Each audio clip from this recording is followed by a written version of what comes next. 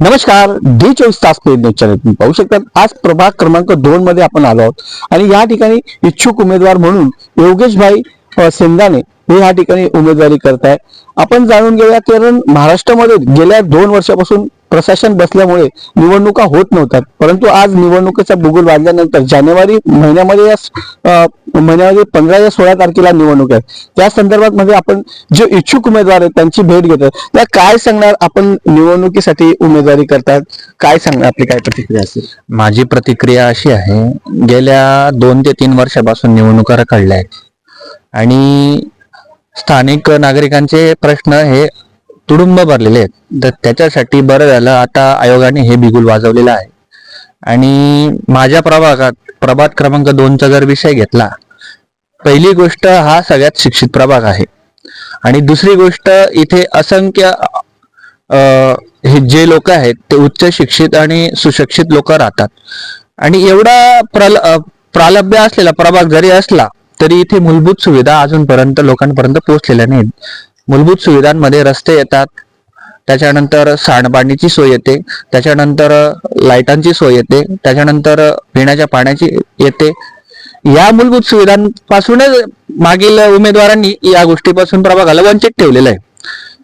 मग आरोग्याची गोष्ट ही दूरची आहे. शिक्षणाचे वाचनालय आणतील किंवा आरोग्यासाठी रुग्णालय आणतील, ह्या त्यांच्या विचारांमध्ये पण येत नाही. तर यांनी मूलभूत सुविधांमध्येच लोकांना गुंतवून ठेवलेलं आहे.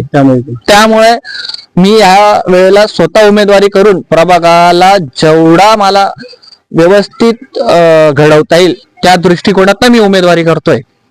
या प्रभागामध्ये कुठलाच विकास झाला नाहीये. मागील जे नगरसेवक असतात त्यांनी देखील केलाय. सर, काय सांगणार? आपण एक चांगलं कार्य करत असतात, सामाजिक कार्यामध्ये तुमचं देखील मोठं योगदान आहे. रक्तदान असो, कुठलीही सुविधा असो, अनेक याच्या विषयामध्ये तुम्ही पुढाकार घेतात. आज तुमच्या पक्षाच्या माध्यमातून तुम्ही कुठल्या पक्षाच्या वतीने निवडणुका लढणार, काय सांगणार? मी ही महाराष्ट्र नवनिर्माण सेनेकडून उमेदवारी करतोय यावेळेला आणि जवळपास आमची महाविकास आघाडी म्हणून आज घोषणा झालेली आहे. आम्हाला महाराष्ट्र नवनिर्माण सेनेच्या जेवढे काही उमेदवार आहेत यांना सन्मानजनक जागा महायुती महाविकास आघाडी ही जर सन्मानजनक जागा आम्हाला देईल तर आम्ही महाविकास आघाडी म्हणून लढणार आहोत ताकदीने. सर, किती लोकांना जागा तुमची मागणी आहे? आमची मागणी तसं तर महाविकास आघाडीमध्ये आम्ही 2 नंबरचा घटक पक्ष, मोठा घटक पक्ष म्हणून 15 ते 20 उमेदवारांची मागणी आम्ही केलेली आहे. आणि आम्हाला सन्मानजनक युतीत महाविकास आघाडीमध्ये जर सन्मानजनक जागा मिळाल्या तर आम्ही ही ताकदीने धुळे महानगरपालिकेची निवडणूक ही लढवणार आहोत. भाजप असेल, शिवसेना असेल, आज मनसेकडनं देखील यांनी या उमेदवार. सर, समजा जर तुम्हाला ते जागा मिळाली नाही तर तुमची भूमिका काय असेल? माझी भूमिका स्पष्ट आहे. आम्हाला महाविकास आघाडीमध्ये स्थान नाही मिळालं तर आम्ही स्वबळावर लढणार आहोत महाराष्ट्र नवनिर्माण सेना म्हणून. सर, काय सांगणार? विषय असा आहे की या मूलभूत सुविधा या ठिकाणी मिळत नाही. आज तुम्ही एका कमी वयामध्ये तुम्ही निवडणूक पाहतात, काय सांगणार समोर जनतेला, काय तुमची प्रतिक्रिया असेल? माझं जनतेला एवढंच सांगणं आहे, प्रभाग क्रमांक 2 हा एवढा खूप मोठा आणि खूप प्राबल्य असा हा प्रभाग आहे. धुळे महानगरपालिकेतला हा 2 प्रभाग जो आहे खूप प्रालब्य हा असा प्रभाग असल्यामुळे इथे एवढ्या मूलभूत सुविधांपासूनच लोक वंचित आहेत की येत्या काळात या लोक यांना प्रस्थापितांना काढणारच आहेत. आणि माझ्यासारख्या एक चांगल्या तरुणाला ते संधी देतील यात मला काही वावं वाटत नाहीये. आणि महत्वाचा मुद्दा असा आहे, पाणी असो, रस्ते असो, लाईट असो, या मूलभूत सुविधांपासूनच प्रभाग त्यांनी वंचित ठेवलेला आहे. तर हे आरोग्यावर कधी भर देतील, शिक्षणावर कधी भर देतील, क्रीडावर कधी भर देतील, वयोवृद्धांसाठी काय योजना आखू शकतात, हे यांच्या विचारांच्या पलीकडेच चाललं गेलेलं आहे. तर काय सांगणार? एक शेवटची भूमिका आपली काय असणार? आज तुम्ही बोलले की प्रभागामध्ये हे नाहीये, आज तुमची बैठक देखील झाली, आज तुमचा निर्णय काय असेल, ते प्रतिक्रिया काय असेल? माझा निर्णय ठरलेला आहे.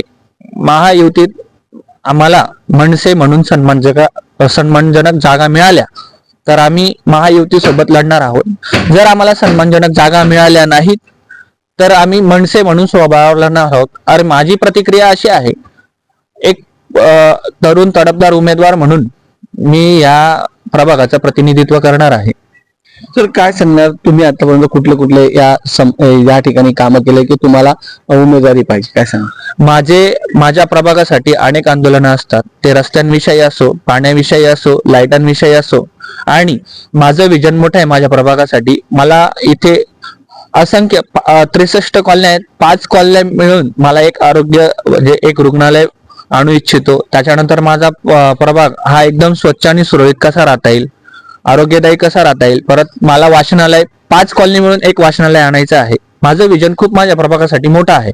दुसरी गोष्ट, माझ्या प्रभागाला मी सातत्याने न्याय देतच असतो. त्या आंदोलनाच्या आधारे असो, निवेदनाच्या आधारे असो किंवा अजून कुठल्या पद्धतीने असो, मी हे प्रभागासाठी तळमळीने लढत असतो आणि भांडत असतो आणि ते यापुढेही भांडेल.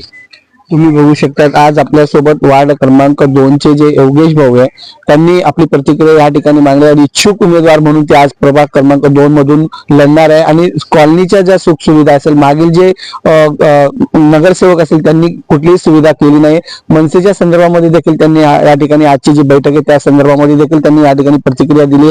आणि जर यांना जर वार्डाच्या लोकांनी जर उमेदवारी दिली तर नक्कीच हे महानगरपालिकेमध्ये दरवाजा ठोकून आपले मतं मांडतील आणि त्या ठिकाणी निवडून जर गेले तर विकास नक्कीच 2 नंबर वार्डाचा होईल, असं देखील त्यांनी या ठिकाणी प्रतिक्रिया देताना D24 तास प्रेमी चॅनलला या ठिकाणी मार्गदर्शन. कॅमेरामॅन निलेश डोलेसह जानी पवार, D24 तास. जय हिंद, जय महाराष्ट्र. बरोबर कर.